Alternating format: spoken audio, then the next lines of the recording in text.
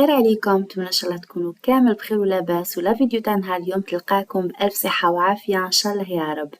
الوغ جيتكم اليوم بوصفة شابة خفيفة ظريفة حلوة الطابع تاع زمان بالفلون والقارص بزاف بنينة وبالطلية.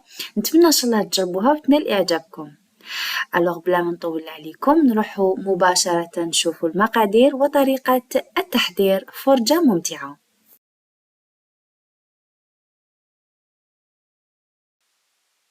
الحاجة الأولى ناخد هنا 3 حبات بيض، نضيف معاهم كاس إلا ربع سكر عادي،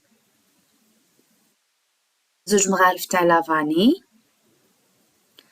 باكي فلون فاني بذوق الفانيلا اللي راح يعطيها جو بزاف شباب، وحتى الزيت هذاك اللي راح نديروه ما راحش كامل يبان فيها. نحرك المقادير تاوعي بهذه الطريقة مدة دقيقة. بعد نجي باش نضيف الزيت كاس إلا ربع، نضيف معاهم 2 حبات مبشور ليمون يكونوا كبار شوية اللي راح يعطيها ذوق بزاف شباب. هاد الحلوة لازم ديرولها زيت سيترون، يعني لازم، باسكو السر كامل راهو في هاد الليمون.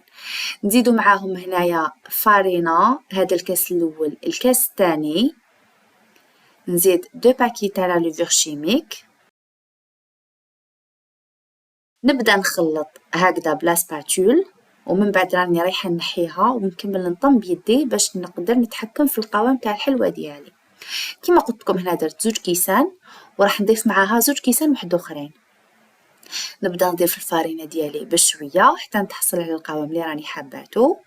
هنا كملت درت الكاس الثالث، كيما راكم تشوفوا هنايا القوام ماشي متماسك. نكملوا لها الكاس الرابع تاع الفارينة ديالي كنت غربلتها من قبل، ونكمل نطم العجينه حتى نتحصل على القوام اللي راني حباتو.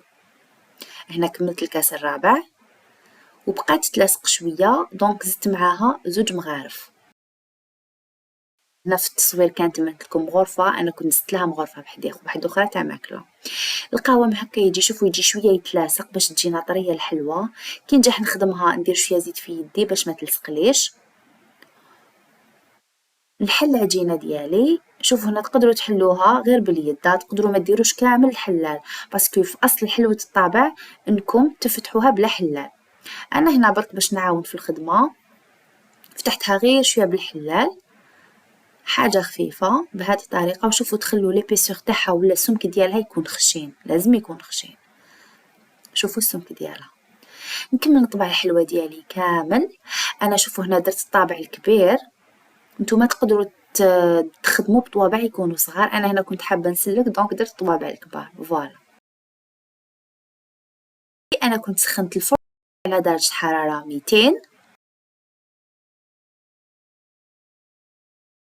خليت الحلوه تاعي طابت، خدات في الطياب تاعها تقريبا 25 دقيقه، وتقدر تاخذ لكم حتى 30 دقيقه.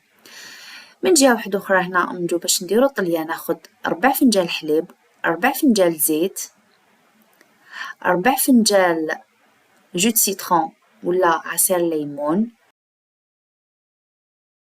هاد الكميه، ومغارف ما زهر.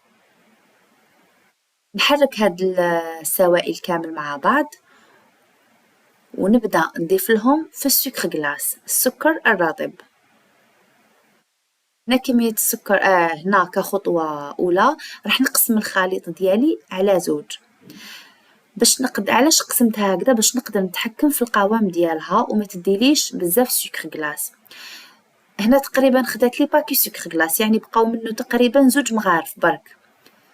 نبدا ندير في السكر غلاس ديالي هكا بالتدريج كيما راكم تشوفوا في الفيديو، حتى نتحصل على القوام تاع الطليه اللي راني حباتو، اللي راح يكون متوسط، ما يكونش خفيف بزاف وما يكونش ثقيل حتى ما نقدرش نطلي الحلوه ديالي. انا هذاك الخليط اللي كنت قسمته نكمل نخدم به. شوفوا كي تقسموا هكذا السوائل، يعني طريقه راح نتو اللي تتحكموا في الطليه، ماشي ديروا بزاف سوائل ومن بعد تحصلوا فيها تديلكم حتى الباكي ونص ولا 2 باكي تاع سكر غلاس، ومن بعد الطليه رايحه تبقى لكم. هذه الحلوه بعد ما طابت كنت صورتها لكم، شوفوا تجي جات شوية حميمرة، مي نفضل انكم طيبوها صفرة، يعني ما تحمروهاش بزاف، قد ما طيب يعني طيب بيضة تكون طرية اكتر. هذا هو القوام تاع الطلية. كنت درت لها الكولورون جون ونبدا نطلي في الحلوى ديالي بهذه الطريقة التقليدية، وكل وحدة والطريقة تاعها كيفاش تحب تطلي الحلوى ديالها. تحبوا ديروها دون ان غرياج وتطلوها من الفوق، ولا بهذه الطريقة اللي خدمت انايا بها. انا نكمل نطلي الحلوى تاعي كامل الكمية اللي عندي، نخليها تنشف. كي تنشف انا خليتها نشفت تقريبا واحد الخمس سوايع، ونحيت لها هداك لو غلاصاج. كيما تقدروا تخلوها تبات ليلة كاملة. فوالا هادي بعد ما كملت طليتها وخليتها تنشف، كنت درت لها هنا التزيين خطوط هكذا بالطلية، يعني منها ليها. كيما تقدروا ديروا دي غرانولي ولا عقاش واش حبيتو. آه انا فضلت ندير هذا الشكل، وكل واحد والذوق ديالو.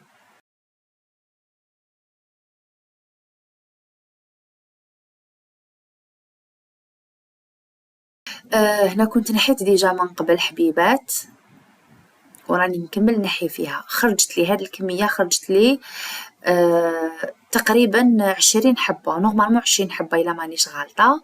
قلت لكم هنا كنت نحيت منها واحد 4 حبات.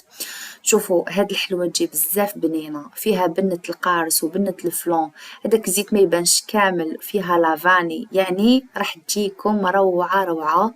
نتمنى ان شاء الله تجربوها، وإلا جربتوها ما تنساوش تبعتوا لي تطبيقاتكم وتخلوا لي تعليقاتكم. راح نخليكم تشوفوا القوام تاع الحلوى في آخر الفيديو اللي كان جا بزاف بزاف هايل، روعة يعني القوام. وحتى الذوق تاع الطلية كانت بالسيترون، جات بزاف بنينة.